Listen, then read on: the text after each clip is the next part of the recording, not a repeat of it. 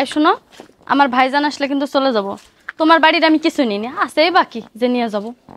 এতটা বছর সংসার করতেছো আমার ঘরে, আর আজকে তুমি এই কথা বলতেছো?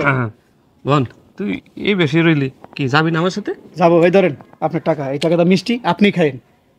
বোন চল যাই, চল। ভাইজান চলো। ভাইজান, ও ভাইজান, কি হয়েছে আপনার?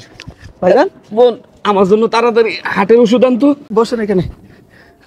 বোন আমার জন্য হাড়ের ওষুধ নিয়ে আয় তাড়াতাড়ি। এখন হার্টের ওষুধ আমি কোথায় পাবো? আমার পকেটে মেলা টাকা আছে, তাড়াতাড়ি ওষুধ নিয়ে আয়। টাকা দিয়ে কি করবেন ভাই? আমার জন্য ডাক্তার তো হে অনেক দূরে, তার সাথে আমি একটা কাজ করি। কারণ বিসমিল্লাহির রহমানির রহিম। আলহামদুলিল্লাহ।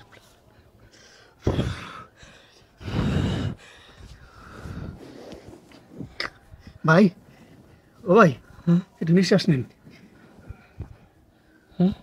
বোন হ্যাঁ ভাই, আমার তো ভালো লাগতেছে। হ্যাঁ ভালো লাগতেছে। হঠাৎ করে যে আমার কি হয়েছিল, আমার বুকে প্রচন্ড ব্যথা করতেছিল। আমার হার্টের প্রবলেম আছে, তুমি তো জানো। বোন কি জানি করলো, আর আমার ভালো লাগতেছে। তুমি কি করছো রুবেল? কিছু করি নাই ভাই, আমি তো তেমন কিছু জানি না। খালি সুরা পড়ছিল, খালি বিসমিল্লাহ কইয়া সুরা ফাতিহা পড়ে আপনার বুকে একটা ফু দিছি ভাই। আমি এছাড়া কিছু করি নাই। আমার কাছে এত টাকা আছে, আমি টাকা দিয়ে ওষুধ কিনে খাই। হ্যাঁ, তারপরে তো আমার ব্যথা ভালো হয় নাই। কত ওষুধ খাই, তারপরে আবার কিছুক্ষণ পরে ব্যথা ওঠে। হঠাৎ করে ব্যথা ওঠে, মনে হয় মাঝে মাঝে যে আমি বেশি দিন বাঁচবই না, মরেই যাবো। এটাই ভাই আমি জানি, আপনি আমার না বললেও আমি জানি। বাড়িতে আপনার বউ, আমার ভাবি, হ্যাঁ ডায়াবেটিসের রুগী, আপনি হার্টের রুগী। দেখছেন, অর্থ সম্পদ যদি কোটি টাকার মালিকও থাকেন, এই হার্ট একবার গেলে আর সেটা ফিরে পাওয়া যায় না, টাকাতে আসেন। আর আমরা দেখেন ভাঙা করে থাকি আপনার বোনের লইয়া। আপনার বোনও সুস্থ, আমিও সুস্থ। আল্লাহ তাআলা সর্বোচ্চ নিয়ামত হলো কি জানেন? সেটা হলো সুস্থতা, টাকা পয়সা কিছু না। হ্যাঁ রুবেল, আমি বুঝছি তুমি আমার কি বুঝাইলা। আমি যখন টাকা পয়সা কামাই নাই, আমার কাছে টাকা পয়সা ছিল না, সামান্য একটা মুদির দোকানদারি করে সংসার চালাইছি।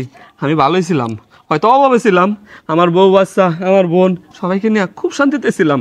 কিন্তু যেই আমি সুদ খাওয়া শুরু করলাম, আমার মেলা টাকা হয়েছে ঠিকই, কিন্তু আমার শরীরে শান্তি নাই।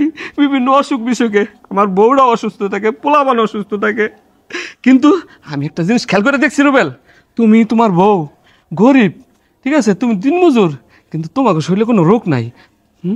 আমিও তোমার কাছে কথা দিতেছি, এখন থেকে নামাজ তো পড়ুমি, সাথে এই কালো টাকা, কালো ধান্দা, আর সুদ ঘুষ এগুলো একদম টোটাল বন্ধ।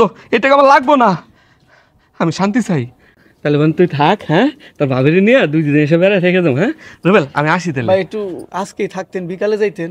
না ভাই, আমি আমু কইছি তো, আমার বউরি নিয়ে একদম 2-3 দিন থেকে তারপরে তোমরা লয়ে যাবো। ঠিক আছে ভাই, ঠিক আছে থাক। হ্যাঁ শোনো, তুমি আমাকে ক্ষমা করে দিও, আমি আসলে বুঝতে পারিনি। না না না, তোমার এখানে দোষ নাই।